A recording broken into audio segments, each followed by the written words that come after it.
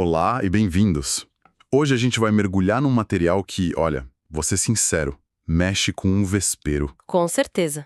É uma daquelas ideias que, à primeira vista, parece até perigosa. Sim, Ela sugere que é possível alguém ser genuinamente salvo, ter uma fé real em Cristo e, ao mesmo tempo, viver uma vida que, se a gente olhasse de fora, julgaria como, bem, como uma vida não cristã. exato. E aí fica a pergunta que não quer calar. Como é que a gente resolve esse paradoxo? Pois é. Ok, vamos desmembrar isso. Porque todo mundo que está nesse universo já ouviu 1000 vezes a frase de Tiago. A fé sem obras é morta. Ponto final. Clássico. E o material que a gente analisou não está aqui para discordar disso. A proposta é outra. É que talvez a gente esteja olhando para as obras de um jeito meio limitado. Isso. A nossa missão, hoje, é tentar entender se existem diferentes tipos de obras e se elas apontam para coisas diferentes. Certo. Uma coisa seria a obra que prova que algo mudou dentro da pessoa, na sua natureza. Outra, bem diferente, seria a obra que mostra que essa pessoa está submissa, está debaixo do governo do reino de Deus. São a mesma coisa? Essa é a grande pergunta. É isso que vamos investigar. Exatamente. E a análise que recebemos argumenta que o maior erro de interpretação acontece quando a gente pega a vida espiritual e trata como se fosse uma coisa só, um pacote tudo ou nada. Aham. Ou você é perfeito ou você está fora. E a realidade, segundo esses textos, é bem mais complexa. A Bíblia parece trabalhar com dimensões, com camadas diferentes da experiência com Deus. Camadas, gostei disso. E para a gente conseguir avançar nessa conversa, é crucial definir essas camadas. O material separa em 5 conceitos que muitas vezes a gente mistura. Quais são? Primeiro, um novo nascimento, que é sobre ter uma nova natureza. Segundo, a santificação, que é um processo contínuo. Certo. Terceiro, o reino, que é sobre se submeter a um governo. Quarto, a herança, que tem a ver com maturidade e responsabilidade. E por último, o galardão, que é a recompensa por essa responsabilidade. Entendi. A confusão toda começa de acordo com essa visão quando a gente usa essas palavras como se fossem sinônimos. Certo, essa ideia das 5 camadas é a chave, então. A gente tem que começar pela base, pelo alicerce de tudo, que é o tal do novo nascimento. Exato. Se não é sobre perfeição moral, se não é sobre nunca mais errar, como é que a gente sabe que ele realmente aconteceu? O que seria a prova irrefutável? Essa é a pergunta de $1 bilhão, né? Com certeza. E a resposta que os textos dão é surpreendente. A evidência definitiva não é a ausência de pecado, mas sim o surgimento de uma nova inclinação interior. Uma nova inclinação. E para explicar isso, a análise nos joga direto no meio de Romanos 7, naquela angústia do apóstolo Paulo. Porque não faço o bem que quero, mas o mal que não quero, esse faço. Sei. Pensa nisso. Por séculos, as pessoas debatem se Paulo estava falando de si mesmo antes ou depois da conversão. É um debate eterno. A interpretação aqui é clara. Ele só poderia escrever isso depois de nascer de novo. Como assim? Parece contraintuitivo. A gente imagina que depois da conversão a pessoa faria mais o bem que quer. Mas aí é que está o ponto fascinante. Antes da conversão, segundo essa lógica, só existe uma lei operando dentro da pessoa. A lei do pecado. Ela pode até tentar ser boa por fora, por moralidade, mas a inclinação fundamental, o sistema operacional dela, está alinhado com o pecado. Certo. Ela vive em uma espécie de harmonia com essa natureza. O que acontece no novo nascimento é a instalação de uma nova lei, um novo sistema operacional, a lei do Espírito. Entendi a analogia. E o que acontece quando você tem 2 sistemas operacionais tentando rodar ao mesmo tempo na mesma máquina? Conflito, caos. Guerra civil interna. Então, o verdadeiro sinal de que alguém nasceu de novo não é a paz de não pecar mais, mas a guerra de odiar o pecado que ainda comete. Uau. O salvo vive em conflito com o pecado, o não salvo, no fundo, faz as pazes com ele. Isso muda tudo. Não é sobre a ausência da queda, mas sobre a dor que a queda causa. Exatamente. É sobre o erro começar a te incomodar de um jeito que não incomodava antes. Isso. Certo, então essa ideia do conflito interno é a bússola para a gente tentar diferenciar aqueles 2 perfis que a gente falou no começo, né? O crente genuíno, mas que está estagnado, Uhum. do indivíduo que talvez nunca tenha se convertido de verdade. Como isso funciona na prática? Exato, essa é a aplicação prática. O material traça dois perfis bem distintos. O primeiro é o da pessoa que, apesar de frequentar a igreja e usar o vocabulário cristão, não nasceu de novo. Certo. As características são claras. Não existe uma luta real e constante contra o pecado. Não há uma tristeza profunda espiritual pela ofensa a Deus. O arrependimento é superficial. É superficial, é mais um remorso por ter sido pego do que uma mudança de rota. Pelo contrário, a pessoa tende a justificar suas falhas e, em muitos casos, a organizar sua vida de forma a acomodar aquele pecado. Sei. A fonte cita 1 João quando diz que quem vive na prática do pecado é do diabo, e a chave é a palavra prática. Não é um ato isolado. Não se trata de um deslize, uma queda isolada, mas de um estilo de vida, uma identidade.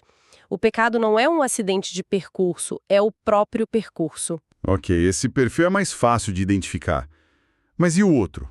O salvo que resiste ao governo, o imaturo. Esse é o ponto delicado da história. Esse é o ponto delicado, e a fonte usa um exemplo bíblico que é um verdadeiro estudo de caso.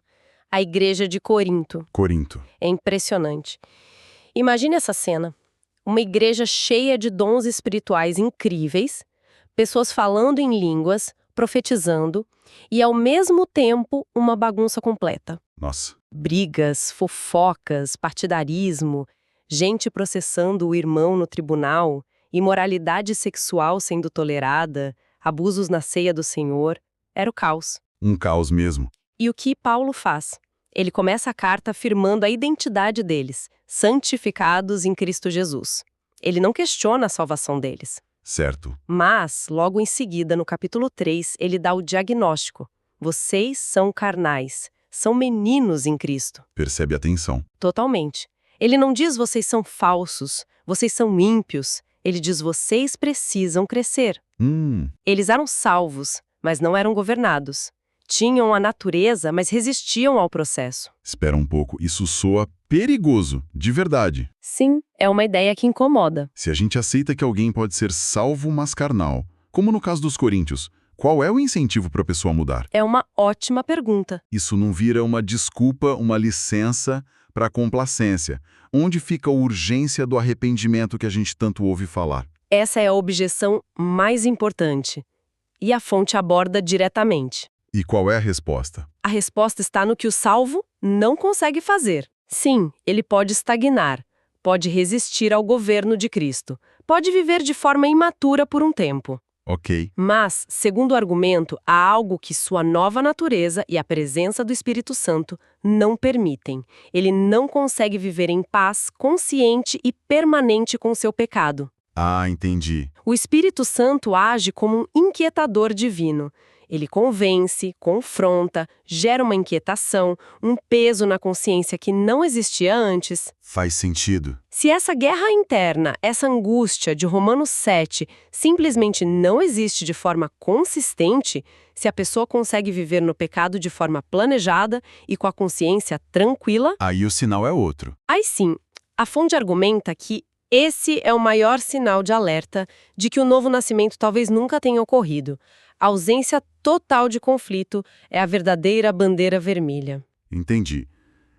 A diferença não está no ato, mas na reação interna ao ato. Perfeito. Mas e aquelas passagens da Bíblia que parecem jogar um balde de água fria nisso tudo? Tipo quais? Estou pensando naquelas listas de pecados em Gálatas 5 ou 1 Coríntios 6, que terminam dizendo que os que praticam tais coisas não herdarão o reino de Deus. Certo. Textos muito usados. Esses versículos são usados o tempo todo para dizer que, sim, as obras podem te fazer perder a salvação.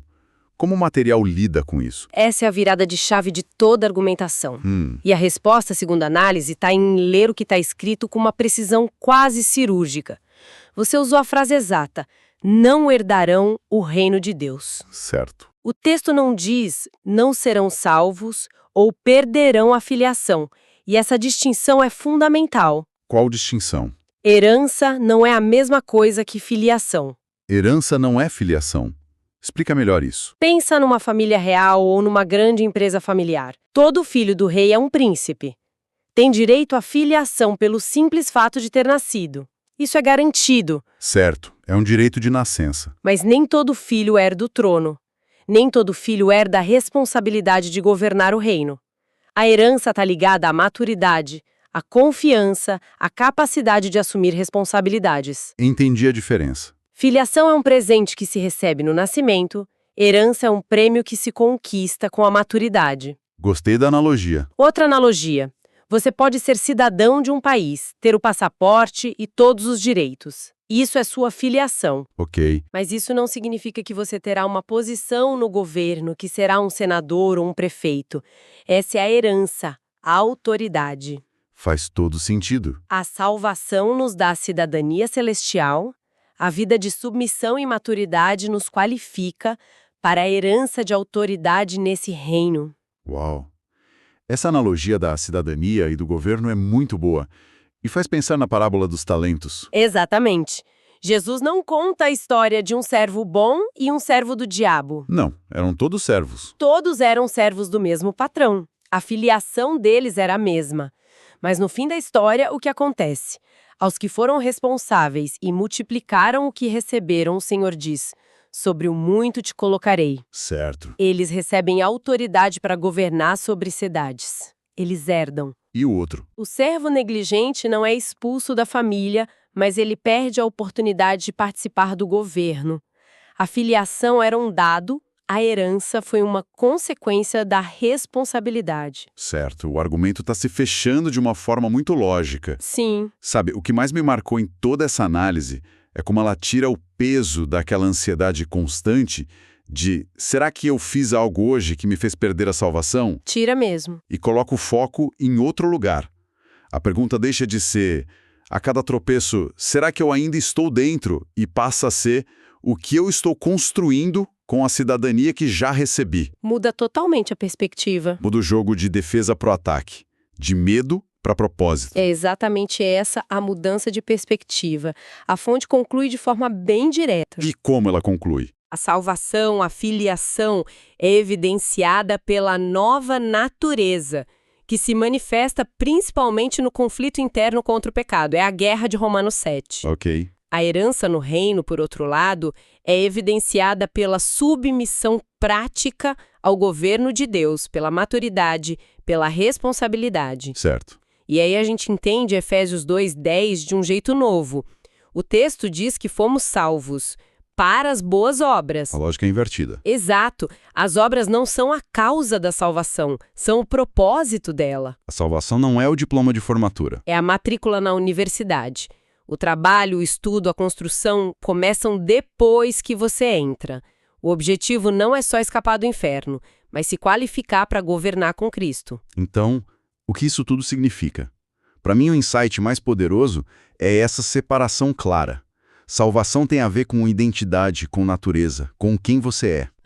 Herança tem a ver com responsabilidade, maturidade, com o que você faz com essa nova identidade. Perfeito. Isso transforma a jornada espiritual. Deixa de ser uma questão binária, de salvo ou perdido, e passa a ser uma jornada de crescimento com diferentes níveis de participação, de propósito e, consequentemente, de recompensa. Exato. Alivia a angústia da segurança e acende o fogo da responsabilidade. Perfeito. E isso nos deixa com uma reflexão final que emerge de todo esse material. Qual seria? Se a salvação é o ponto de partida, se a filiação é garantida pela fé, então a pergunta mais importante para quem já crê não deveria ser: será que eu sou salvo? E qual seria? A pergunta se torna: para que eu fui salvo? Se a herança, a autoridade no reino, está ligada à responsabilidade e à maturidade que demonstramos aqui e agora, Certo. a pergunta que fica para cada um refletir é: que tipo de herança a minha jornada hoje está construindo para a eternidade?